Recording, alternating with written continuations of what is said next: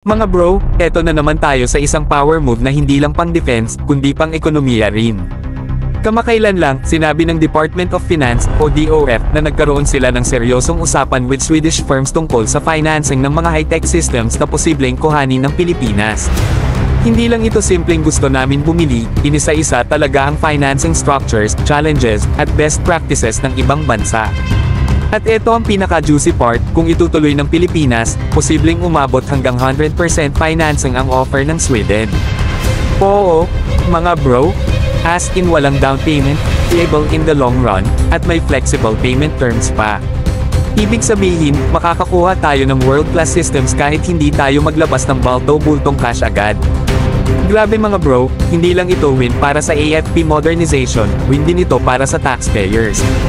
Kasi ang goal ng DOF ay sustainability, hindi utang lang ng utang.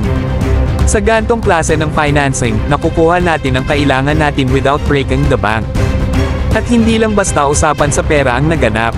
Swedish Ambassador Anna Ferry mismo ang nagsabing tinitingnan nila ang Pilipinas bilang strategic partner, lalo na sa aspeto ng trade and defense relations.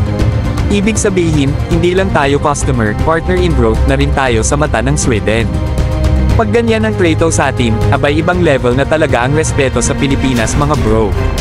Imagine posibleng makakuha tayo ng mga top-tier Swedish defense systems, think Gripen fighters, Global Eye, radar tech, naval systems, lahat ito within reach kung magtuloy-tuloy ang magandang usapan na to. Hindi lang tayo nabubuhay sa wishlist, kundi unti-unti nang tumatama sa reality checklist.